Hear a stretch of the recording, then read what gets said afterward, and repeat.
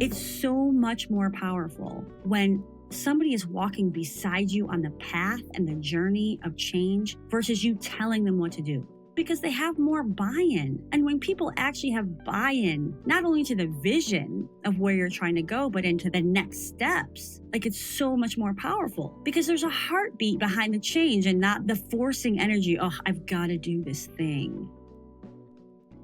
Hello and welcome to the Unlock Lab podcast. I'm recording from Portland, Maine today, and I literally have a blanket over myself recording this. I feel very Mel Robbins. I don't know, all those famous podcasters who are recording in odd places. So that's me today, and I'm so glad you're here. This is episode 37, and this is an influencing change series that I'm doing, and this is part 1 of 3. I'm so glad you're here. And if you're new to the podcast, welcome. I am a coach, a keynote speaker, a facilitator of deep conversations, maybe even taboo topics, for the sake of helping folks at the intersection of personal growth and professional breakthroughs. If you want to learn more about the work I do, please visit CoachTosca.com. That's Coach Tosca.com. All right. So look, I'm going to be super honest with you guys. I had recorded this episode last week, trying to get it done before my main talk. And, I was all in my head. My editor, my awesome editor, Jared, even edited the whole thing.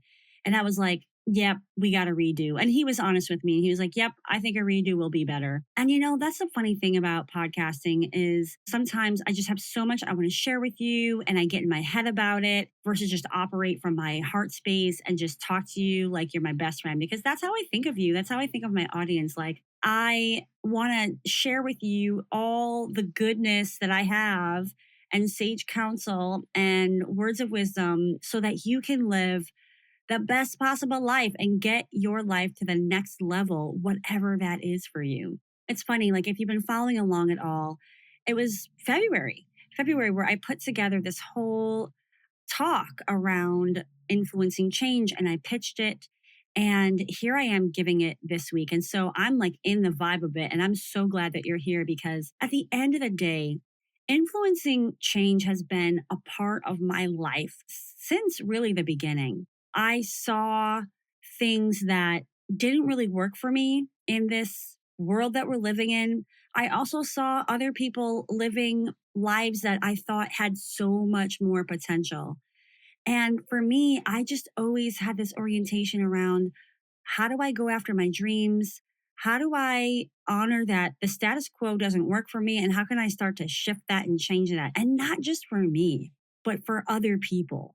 Influencing change is a dynamic thing, right? So whether you're influencing yourself to do something different because you want to get to the next level of your life, you have to convince yourself to change, right? To have a new thought, a new behavior, to maybe even unlock a limiting belief you have. I'm going to give you a real example of what I mean by like influencing ourselves, right? So if you've tuned in a bit here, you know that I've had type 1 diabetes since I was 22. Over the course of these over 22 years that I've had it, there's been a lot of technological advances. At one point, I was debating on whether I was going to get a glucose monitor. And that was a whole process for me. And then pumps were available, right? Where you could stick a thing on your body and you could give yourself insulin without having to use a needle every single time. Now, that sure sounds a lot easier, right? But I had a lot of resistance to this for a number of reasons, such as, oh, where are you supposed to put it? And oh my gosh, like how does the dress going to look with the thing on? And on and on. And also, right? I got comfortable with the process that I've been using for 20 some years. Now I've hit this wall in a good way to say, you know what? What am I doing? Like, why am I not trying this? And I think that for a long time, I just looked at it like, well, if I say yes, then I'm stuck with it. And like, it's not true. And my doctor even mentioned that, she was like, if you don't like it, you don't have to use it. It's not like it's permanent. So I've finally gotten over this hump to convince myself, to influence myself to try this thing.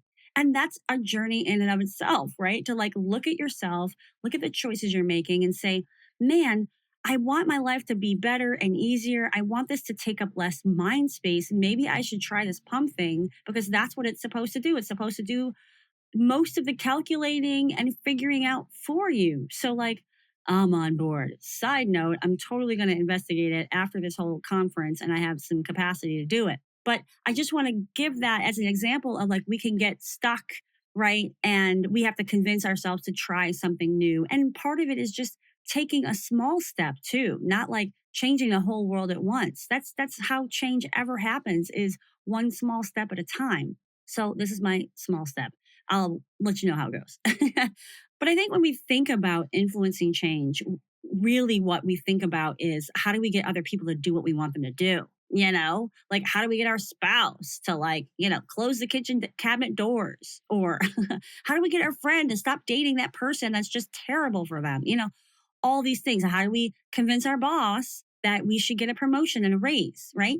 That even teeters into the land of negotiation. And this requires some bravery. This requires really standing in what you want and your truth. I think this can be really hard for people. Or you think, well, this isn't for me. I'm not charismatic. Like, I'm not extroverted. I'm not an influencer. It's bullcrap. Yes, you are. We're all influencers of change. Like, you wouldn't be here today if you weren't. We've all influenced throughout our life. I mean, think about it. Some of the earliest memories I have about influence are like, how do I convince my parents to like let my friends stay over or for me to go over their house? It was stuff like that. Oh, how do I convince them like to go get McDonald's? Cause like, yum, all those types of things. And so we have the ability. And part of what I want you to do is actually reflect on when have you influenced change for yourself and externally? Who have you tried to influence to make a decision that you wanted them to make? And if you really sat down and did this for more than 5 seconds, I think you'd have a laundry list of proof that you are good at this, you know how to do it. I think that what's happened, especially in the past several years, is that we're seeing a lot of toxic behavior as it relates to influence. And I can't help but think about sales when I think about influencing change because sales folks are trying to get you to do something, right? That can be modeled in a very masculine way. It can feel manipulative from people who don't have your best interests at heart or only have their own agenda at heart. And so we can be discouraged from opting into the process of influencing. And I'm hoping that this episode encourages you to look at what's possible to claim your power in this arena and to experiment with, well, how can I be a part of the process of change, whatever that change looks like in your life, whether it's you having a conversation with your boss because you're ready to make a move or a shift, or you're ready for that promotion, or you're ready for the raise, or whether you are looking to implement social justice changes in the world in whatever capacity that you are. I hope that this series encourages you to step further into your power. And here's the thing about influence, right? What is influence? Let's just talk about that because I think going back, I think some people just think it's charisma and extrovertedness and aggressiveness and boldness. And that's not what it is at all. Influence is about opting in to be a part of the change that you want to see, whether it's for yourself or for society at large or anything in between. Influence is a combination of a whole lot of different disciplines and a whole lot of different skill sets. Influence it's a dance and it's a conversation and it's being a marketer. It's being an investigator, a listener. It's being an advocate. It's a whole lot of things that come together towards a common goal.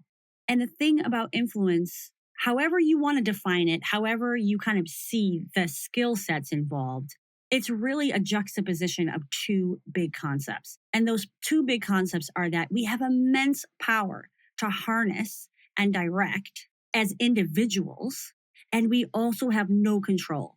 We have no control over outcomes or what other people do. So we have this really interesting dynamic of we have power, but Maybe sometimes things work out the way we want and sometimes they don't because we don't have all the control. I mean, think about it. Maybe you can get your friend to go on that 6 a.m. hike on a Saturday with you and, hashtag winning. And maybe you can't convince your spouse to close the kitchen cabinets. And by the way, I'm that spouse. I don't close kitchen cabinets and I hear about it all the time.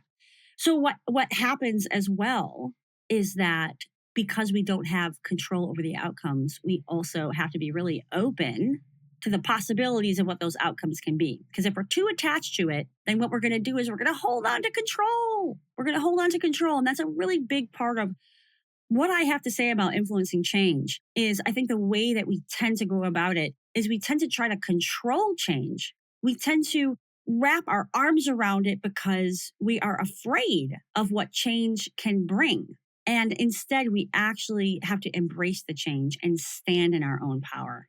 Now, what does that mean in terms of this juxtaposition? It means that since we have immense power and no control, we have to make change together. We have to co create the path forward.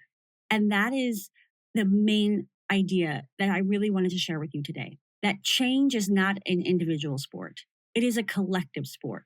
But I think we actually have collective amnesia about that because our society favors and encourages rugged individualism. We favor and encourage efficiency and quantity over quality. And what that leads to is a lot of individual effort. And then we don't get the support to go after the change that we want. And the other implication of going it alone is that we get lonely and we get burned out and we go down these paths that aren't sustainable for the long term. Because I think the kind of change that we're looking for in the world is long term change. It's the kind of change that we're usurping decades and millennia, of patterning. So to play the long game of change, we have to co create it. We have to do it together. We have to enlist others in the journey of change. I mean, think about it. It's so much more powerful when somebody is walking beside you on the path and the journey of change versus you telling them what to do. Why? Because nobody wants to be told what to do. I would say most people don't want to be told what to do, but also because they have more buy-in. And when people actually have buy-in, not only to the vision of where you're trying to go, but into the next steps, like it's so much more powerful because there's a heartbeat behind the change and not the forcing energy. Oh, I've got to do this thing. Like how we get people excited about change. This is the revolution of going after all the things that we're going after in the world today. It's to say, let's walk side by side with this. I want to hear your ideas. I want to hear what you think the future should look like and collaborate, and communicate. And the thing about that, right, is it's not necessarily the fastest route because collaboration takes more time and effort, but the results are so much stronger and the path becomes more sustainable because we're doing it with other folks that believe in the journey. We see a lot of leadership styles that are directive, that are direct, that are forceful energies, that are just like, here's the vision, here's where we're going, here are the steps. And it's hard to garner enthusiasm around that with that type of style, generally speaking. And I think especially women are posed for collaboration and walking paths together. And I think, I don't know, I think we're seeing the revolution of how women are taking the mantle and saying, look, there's another way to do this thing called change. There's another way to go forward and find better tomorrows. And it's not about a one person show. It's about how do we dream together? How do we find new pathways together? I mean, the world is changing so much that nobody has the answers. I'm telling you, I don't care who's selling you what. Nobody's got the answers because change is happening so fast and in every discipline that if we want to figure out what all this means and how do we use all this new technology, for example, for good, we gotta talk about it. We gotta collaborate on it. We gotta drink a lot of coffee together and look at things from different perspectives. And I think that's the way we're going to get to a new tomorrow, better futures, because we are in conversation about it versus in silos, you know? So, look, I know I'm on a little bit of a soapbox here, but I'm just going to encourage you to ask yourself some questions. Ask yourself where you've been successful in influencing in your life. What have those situations looked like? Why were you successful? I also want you to consider, what is your belief system around influencing change? What do you think are the most important factors? Because I want you to consider this before I go any further and talk to you about what are the components and what's really important as we raise our flags for change. So, part two, I'm going to start to get into how do we start this work of influencing change. And so, taking stock is always like a great first step. Building your awareness of whatever topic, whatever thing you're trying to get better at, whatever thing you're trying to unravel is to deepen your awareness. So, I'm going to ask you to deepen your awareness. And you know what? Part of this could be asking other folks, hey, what do you think my strengths are in terms of influencing change, whether that's for yourself or in context with other people. All right. So I'm super psyched about this 3-part series because I've got a lot of ideas about how you can step into your power and honor that you have what it takes to influence successfully and to do so in a way that doesn't burn you out, but that actually inspires you and propels you forward. So more on that next time. For now, thank you so much for joining. And if you enjoyed this podcast, please rate, review, like on whatever platform you're listening on. It makes a big difference in terms of helping me stay motivated, but also to get this word out there to folks that need this content and information that may not have access. So thanks for that. And if you have any questions or want to get a hold of me for any reason, you can just check out the show notes. All my information is there. Thanks again for tuning in to the Unlock Lab, and ciao for now.